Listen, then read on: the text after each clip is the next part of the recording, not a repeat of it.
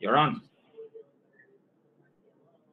Hello, everybody. My name is Benjamin Dean, and today we are discussing RingCentral in a nutshell, how to get up to speed in 20 minutes using and developing with RingCentral for hackathon projects.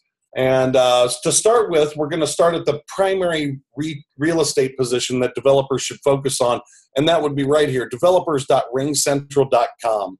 This particular website allows developers to access almost every single asset that they're going to need. So you have some different use cases if you'd like to take a look at what other people have been doing. We'll talk a little bit more about some of the API and documentation SDKs. We have our app gallery. We'll talk about that as well, and the support where you can find information, get a little extra help. So I just wanted to introduce you, and that's the first place you should go for answers, resources, and everything else you need. But for developers who are unfamiliar with what RingCentral is, let's take a minute and just talk about what RingCentral does. So RingCentral is a unified communication as a service provider. We have the ability for developers and businesses to be able to integrate RingCentral into their company to allow business communications to happen. We're the world's leading provider of cloud-based business communications, and we offer a variety of tools that people can utilize to achieve those goals. For instance, you can see here that I have the RingCentral soft phone for Mac, and this essentially allows me to make and receive phone calls from my desktop. There's also the Windows version, and you don't have to use the soft phone if you don't necessarily want, because we have things such as WebRTC to support voice as well. Within our VoIP communications, we have, of course, SMS, fax, voice, but we also have more than that. So RingCentral also has this wonderful little product here called Glip, and this is our messaging communication platform product, and it allows developers and customers to be able to communicate with one another really easy. You can create tasks inside of here. You can look at all the different links that have been shared across everything. That'll take just a second to load. Store notes, files, and also there's a lot of different integrations that you can do with Glip itself. We have an entire set of bots that can be automated, actually. So if you want to go to ringcentral.github.io/glip, you'll be able to find all of the Glip API and SDK information that we have, as well as we have some bot adapters. So if developers want to be able to build bots or have AI or machine learning supported integrations with our messaging platform, Glip, then you can utilize some of these resources to help get your application up to speed really fast. And just to kind of give you a few ideas of what people are doing with Glip, let me go ahead and I'm going to open up our app gallery real quick so we can come inside of here. And you can see, some of the featured applications we have. But if I clear this filter real quick and I scroll down here and I click on Glip real fast, then you can see all the various integrations that have been built by RingCentral and others to be able to integrate Glip into business communication. So there's a lot of different services that are out there, and we have people who are building actively integrations with Glip. So that's another way that you could communicate. So that's what RingCentral does: voice, SMS, fax, messaging for businesses in the cloud.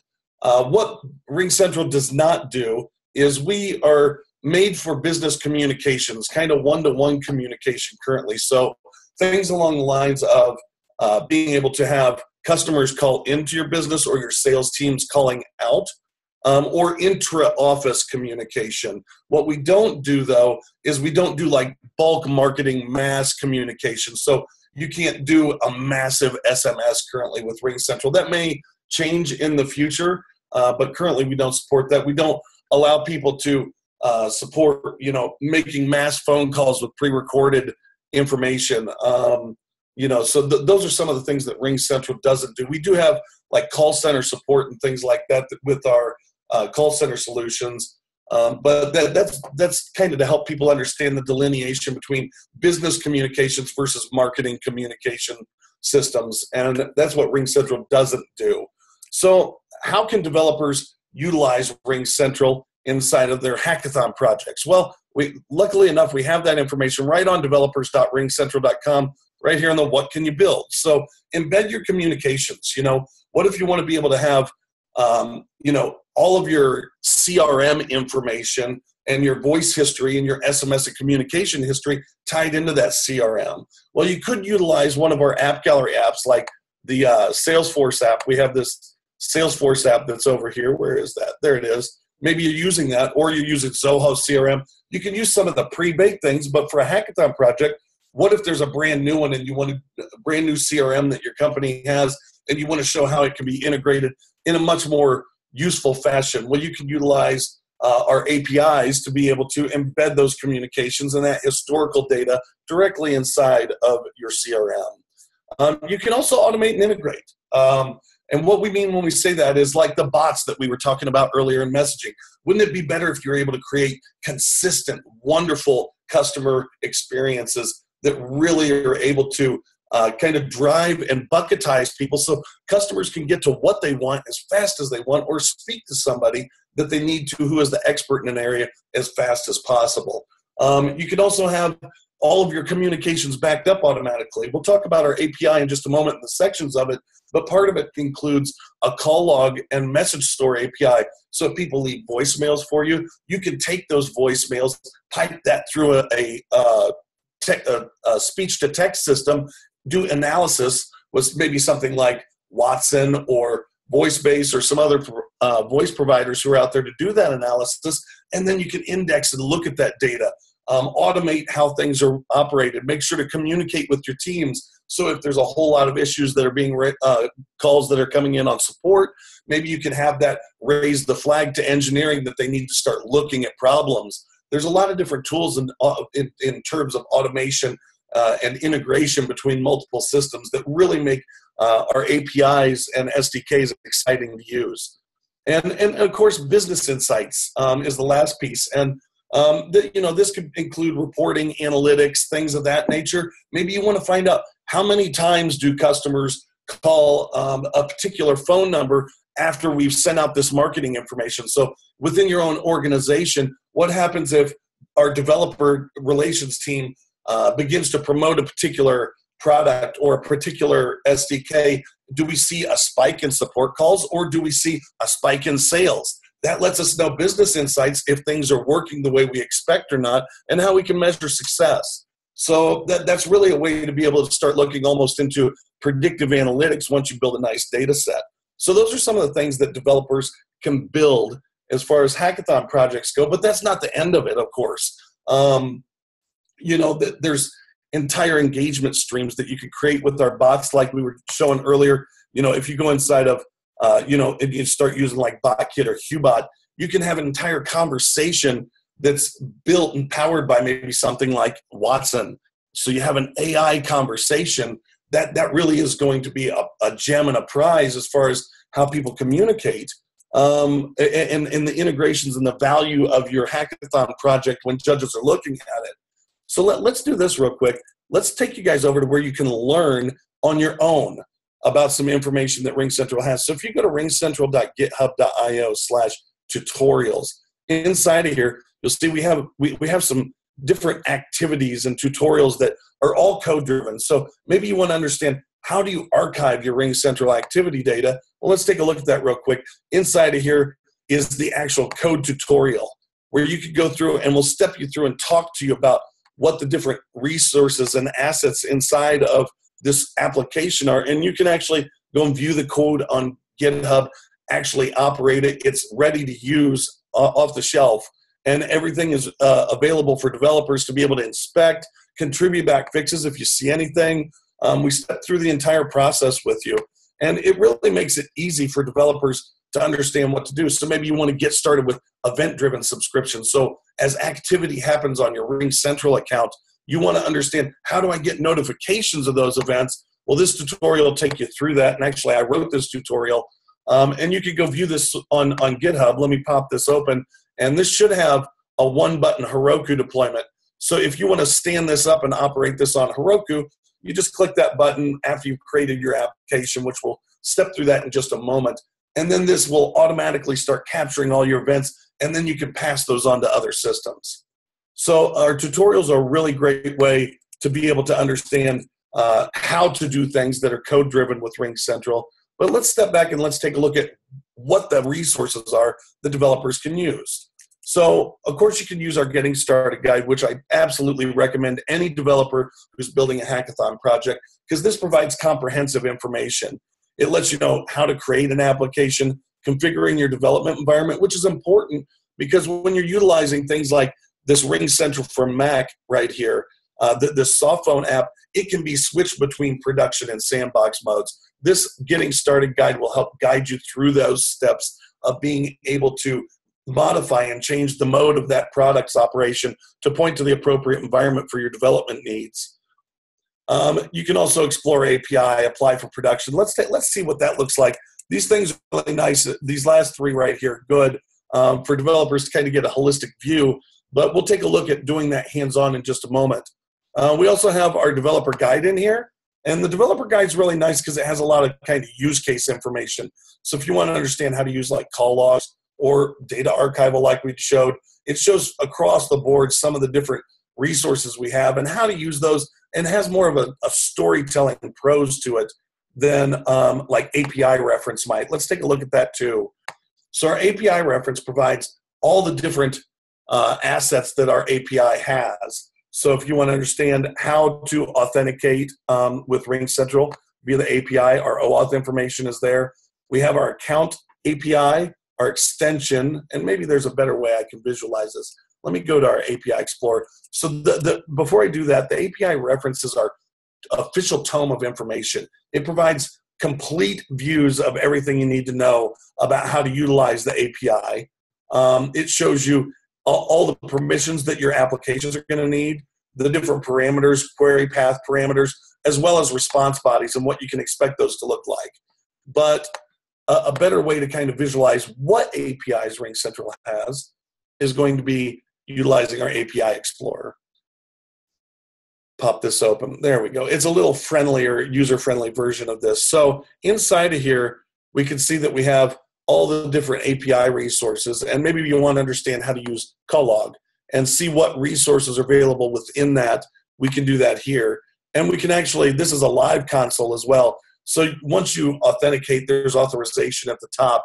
Then you can actually come inside of here, modify the parameters of a request, and actually try that request out right from inside of this API Explorer, which really makes it a valuable tool.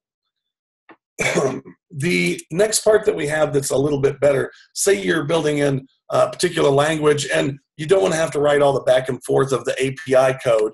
Well, that's where our SDKs come into play. So RingCentral has these 4 primary SDKs that are wrappers and extensions, adding sugar methods to our APIs and composing different functionality in JavaScript, PHP, C#, and Python. Then we also have this other outlier SDK here. This is our RingCentral Web Phone. This is the library that you will want to use if you are developing a WebRTC application. For developers who don't know what WebRTC is, you can click on the web phone and there's full documentation inside of there. But utilizing one of our SDKs makes it a lot easier to get up to speed. And all of our tutorials are written around our SDKs and language specific, which really makes it nice to be able to see how to use those. And they're fully documented on GitHub. So let's say we go over and switch over to this JavaScript SDK. When we scroll down and take a look at the table of contents, you get all the information you need, kind of how to get started using it, making API calls, all the different functionality. So when you want to see sending an SMS, you can see that an SMS in RingCentral is pretty straightforward when you're using the JavaScript SDK. First, you're going to create your platform instance. Then we're going to make it returns a promise where we're going to make a post request. And we're going to say who we want to send that from and who we want to send it to and what the content is. And when it's been when that request is done, let's let the data come back and let us know successfully, or if there's any problems, let's return any of those errors back. It supports promises fully, which is really wonderful for developers who are building asynchronous applications, which our API, of course, is. So that's why the value of our RingCentral SDKs is really good. It helps developers build applications much quicker than they normally would.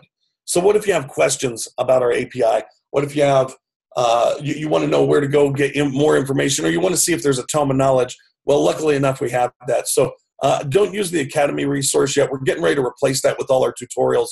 But our community FAQ blog and Stack Overflow are totally valuable. So when we go to our community, you can come inside of here and you can see that we've had 524 different questions that have been asked, and we're really good about answering those, usually within 24 hours or 48 at the most, depending on if it's a holiday or weekend.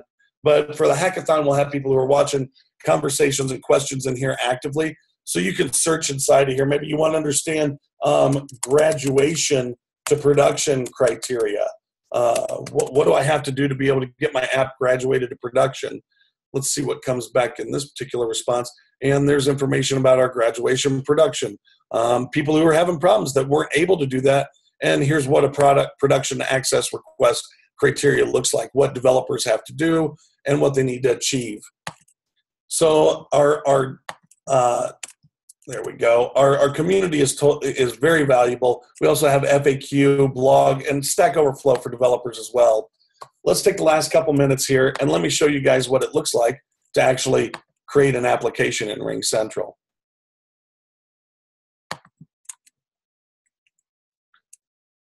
Once this loads, you'll see that I already have, so this is our developer portal. I already have a whole lot of applications I've created, but let's go ahead and create one now so we can see what it looks like to get started. So this is going to be the my hackathon application, and I am building this for a hackathon winning project. Say next. Inside of here, we can make this a private application, which means it only operates within the context of our RingCentral account, or we can make it public so that when it gets graduated to production access, that other developers or other RingCentral accounts can also install this application that we built into their RingCentral account, which is how our app gallery is powered. We can pick what kind of platform we're going to build this on. For instance, if you're building a WebRTC hackathon project, it must be a browser-based solution, since WebRTC is browser-based, and that's documented inside of our SDK and all of our help documentation that we have and tutorials. Maybe you're building an integration. It's all system integration, so you don't need a user interface. It's only going to be server and UI. No worries. We can pick that real quick, and that'll change our authorization flow to where we have password flow, which is really resource owner password credentials. If we change to another type, we might get authorization flow, but all of those should come with refresh access tokens. Say next, and then I can put what API permissions I want. So for instance, maybe I want to be able to send SMS messages with this. And if it was an authorization flow application or integrating with a SaaS provider like a CRM, maybe web-based, you'd need to provide an OAuth redirect URI here. But since we made this a server only, no UI, we can do this without that information right now. And let's go ahead, and I'm going to create this with just SMS. And when I'm done, it says, hey, that's great, it's been created. Gives you a link to our Getting Started in Developer Guide. But more importantly, it's going to take us straight to the details for our particular application.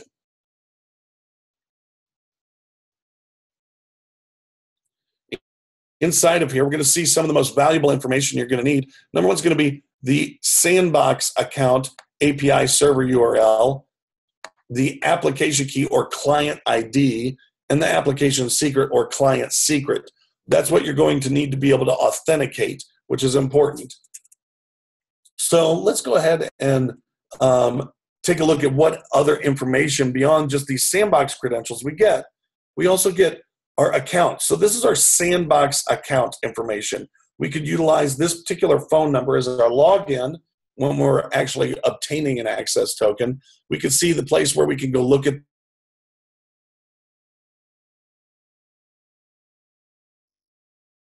this is going to let us configure. There we go. Hopefully my internet's not unstable. This is where we can actually go in and we can configure.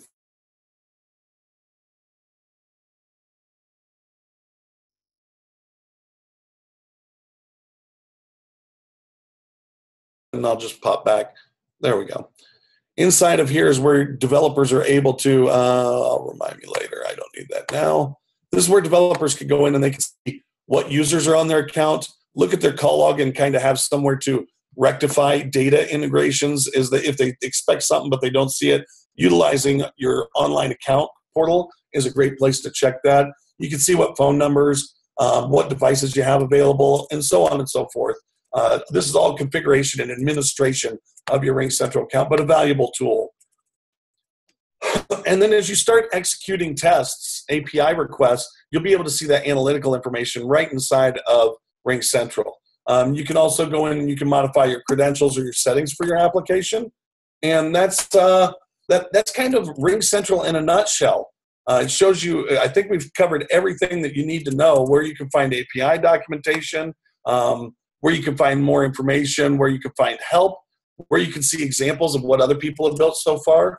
And does anybody have any questions? If not, what we will do is we'll go ahead and we'll finish up for today. And good luck at your hackathon project. Thank you very much.